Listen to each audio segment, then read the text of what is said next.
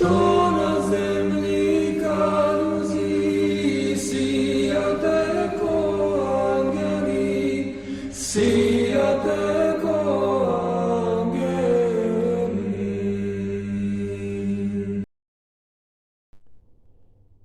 How to read the Bible and why, by Archimandrite Justin Popovich. The Bible is, in a sense, a biography of God in this world. In it, the indescribable one has, in a sense, described himself. The Holy Scriptures of the New Testament are a biography of the incarnate God in this world.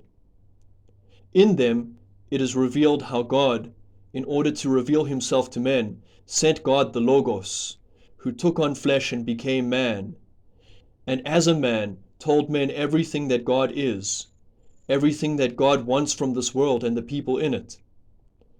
God the Logos revealed God's plan for the world and God's love for the world. God the Word spoke to men about God with help from words, insofar as human words can contain the uncontainable God. All that is necessary for this world and the people in it, the Lord has stated in the Bible. In it, he has given the answers to all questions, and there is no question which can torment the human soul and not find its answer directly or indirectly in the Bible. Men cannot devise more questions than there are answers in the Bible, and if you fail to find the answer to any of your questions in the Bible, it means that you have either posed a senseless question or do not know how to read the Bible and did not finish reading the answers in it. In the Bible, God has made known, 1. What the world is, where it came from, why it exists, where it is heading, and how it will end. 2. What man is, where he comes from, where he is going, what he is made of, what his purpose is, how he will end. 3. What animals and plants are, what their purpose is, what they are used for. 4. What good is, where it comes from, what it leads to, what its purpose is, and how it is attained. 5. What evil is, where it comes from, how it came to existence, and why it exists, and how it will come to an end. 6.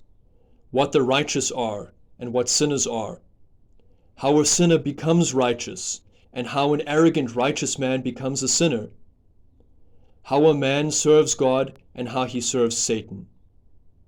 The whole path from good to evil, and from God to Lucifer. 7. Everything from the beginning to the end. Man's entire path from the body to God, from his conception in the womb to his resurrection from the dead. 8. What the history of the world is, the history of heaven and earth, the history of mankind, what their path, purpose, and end are. In the Bible, God has said absolutely everything that was necessary to be said to men. The biography of every man, everyone without exception, is found in the Bible. In it, each of us finds himself portrayed and thoroughly described in detail. All those virtues and vices which you have and cannot have, you will find the paths on which your own soul and everyone else's journey from sin to sinlessness, and the entire path from man to God and from man to Satan. You will find the means to free yourself from sin. In short, you will find the complete history of sin and sinfulness, and the complete history of righteousness and the righteous. If you are mournful, you will find consolation in the Bible. If you are sad, you will find joy. If you are angry, tranquility. If you are lustful, continence. If you are foolish, wisdom. If you are bad, goodness. If you are a criminal, mercy and righteousness. And if you hate your fellow man, you will find love. In it you will find a remedy for all your vices and weak points, and nourishment for all your virtues and accomplishments. If you are good, the Bible will teach you to become better. If you are kind, it will teach you angelic tenderness. If you are intelligent, it will teach you wisdom. If you appreciate the beauty and music of literary style, there is nothing more beautiful and more moving than what is contained in Job, Isaiah, Solomon, David, and John the theologian, and the Apostle Paul. Here, music, the angelic music of the eternal truth of God, is clothed in human words.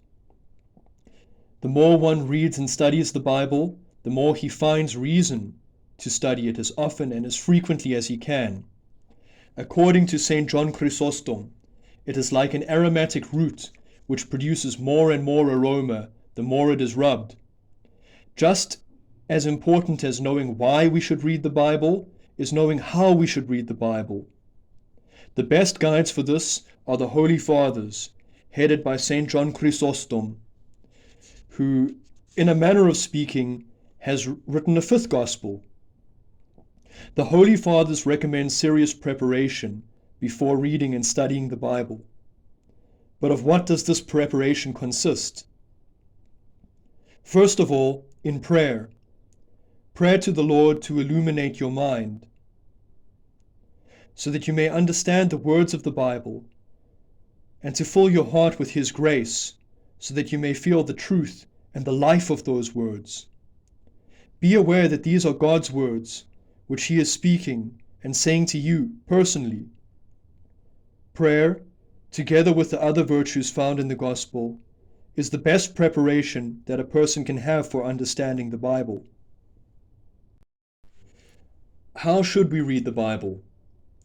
Prayerfully and reverently, for in each word there is another drop of eternal truth, and all these words together make up the boundless ocean of the eternal truth. The Bible is not a book, but life, because its words are spirit and life. Therefore its words can be comprehended if we study them, and the spirit of its spirit, and with the life of its life.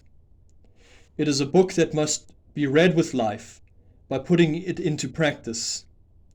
One should first live it, and then understand it.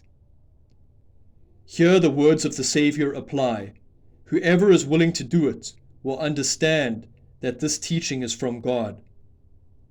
Do it, so that you may understand it. This is the fundamental rule of Orthodox exegesis. At first one usually reads the Bible quickly, and then more and more slowly, until finally he will begin to read not even word by word, because in each word he is discovering an everlasting truth and an ineffable mystery. Every day read at least one chapter from the Old and the New Testament. But side by side, with this put a virtue from each into practice. Practice it until it becomes a habit to you. Let us say, for instance, that the first virtue is forgiveness of insults. Let this be your daily obligation, and along with it, pray to the Lord. O gentle Lord, grant me love towards those who insult me. And when you have made this virtue into a habit, each of the other virtues after it will be easier for you, and so on until the final one. The main thing is to read the Bible as much as possible. When the mind does not understand, the heart will feel. And if neither the mind understands nor the heart feels, read it over again, because by reading it, you are sowing God's word in your soul. And there it will not perish, but you will gradually and imperceptibly pass into the nature of your soul. And there will happen to you what the Savior said about men, who casts the seed onto the ground and sleeps and rises night and day, and the seed sprouts and grows, while the man does not know it. The main thing is, sow, and it is God who causes and allows what is sown to grow. But do not rush success, lest you become like a man who sows today, but tomorrow already wants to reap. By reading the Bible, you are adding yeast to the dough of your soul and body, which gradually expands and fills the soul until it has thoroughly permeated it and makes it rise with the truth and the righteousness of the gospel. In every instance, the Saviour's parable about the sower and the seed can be applied to every one of us. The seed of divine truth is given to us in the Bible. By reading it, we sow that seed into our soul. It falls on the rocky and thorny ground of our soul, but a little also falls on the good soil of our heart and bears fruit. And when you catch sight of the fruit and taste it, the sweetness and joy will spur you to clear and plow the rocky and thorny areas of your soul and sow it with the seed of the Word of God. Do you know when a man is wise in the sight of Christ the Lord? When he listens to his word and carries it out. The beginning of wisdom is to listen to God's word. Every word of the Savior has the power and the might to heal both physical and spiritual ailments. Say the word, and my servant will be healed. Matthew chapter 8, verse 8. The Savior said the word, and the centurion's servant was healed. Just as he once did, the Lord now ceaselessly says his words to you, to me, and to all of us. But we must pause and immerse ourselves in them and receive them with the centurion's faith, and a miracle will happen to us, and our souls will be healed, just as the centurion's servant was healed. For it is related in the gospel that they brought many possessed people to him, and he drove out the spirits with a word and healed all the sick. He still does this today because the Lord Jesus is the same yesterday and today and forever. Those who do not listen to God's word will be judged at the dreadful judgment, and it will be worse for them on the day of judgment than it was for Sodom and Gomorrah. Beware. At the dreadful judgment, you will be asked to give account for what you have done in the words of God, whether you have listened to them and kept them, whether you have rejoiced in them or been ashamed of them.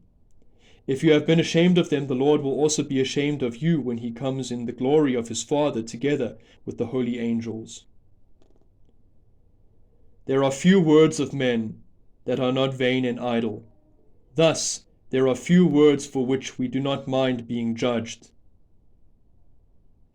In order to avoid this, we must study and learn the words of God from the Bible, and to make them our own, for God proclaimed them to men, so that they might accept them, and by means of them also accept the truth of God itself. In each word of the Savior there is more eternity and permanence than in all of heaven and earth, with all their history. Hence he said, "Heaven and earth will pass away, but my words will not pass away." This means that God and all that is of God is in the Savior's words.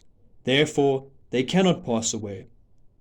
If a man accepts them, he is more permanent than heaven and earth, because there is a power in them that immortalizes man and makes him eternal. Learning and fulfilling the words of God makes a person a relative of the Lord Jesus. He himself revealed this when he said, "My mother and brothers are those who hear the word of God and carry it out." This means that if you hear and read the word of God, you are a half-brother of Christ. And if you carry it out, you are a full brother of Christ. And that is a joy and privilege greater than that of the angels. In learning from the Bible, a certain blessedness floods the soul, which resembles nothing on earth. The Savior spoke about this when he said, "Blessed are those who hear the word of God and keep it." Great is the mystery of the word, so great that the second person of the Holy Trinity, Christ the Lord, is called the Word, or the Logos, in the Bible. God is the Word. John chapter 1, verse 1. All those words which come from the eternal and absolute Word are full of God, divine truth, eternity, and righteousness. If you listen to them, you are listening to God. If you read them, you are reading the direct words of God. God the Word became flesh, became man, and mute, stuttering man began to proclaim the words of the eternal truth and righteousness of God. In the Saviour's words there is a certain elixir of immortality, which drips drop by drop into the soul of the man who reads his words, and brings his soul from death to life, from impermanence to permanence. The Saviour indicated this when he said, "Truly, truly, I say unto you, whoever listens to my word and believes in the one who sent me has eternal life, and has passed over from death to life." Thus the Saviour makes his crucial assertion, "Truly, truly, I say unto you, whoever keeps my word will never see death." Every word of Christ is full of God. Thus, when it enters a man's soul, it cleanses it from every defilement. From each of his words comes a power that cleanses us from sin. Hence, at the mystical supper, the Saviour told his disciples, who used to listen to his word without ceasing, "You have already been cleansed by the word which I have spoken to you." Christ the Lord and his apostles call everything that is written in the Bible the Word of God, the Word of the Lord. And unless you read it and receive it as such, you will remain in the mute, stuttering words of men, vain and idle. Every word of God is full of God's truth, which sanctifies the soul and all eternity once it enters it. Thus does the Saviour turn to his heavenly Father in prayer, "Father, sanctify them with thy truth. Thy word is truth." If you do not accept the word of Christ as the word of God, as the word of the truth, then falsehood, the father of lies within you, is rebelling against it. In every word of the Saviour there is much that is supernatural and full of grace. And this is what sheds grace on the soul of man when the word of Christ visits it.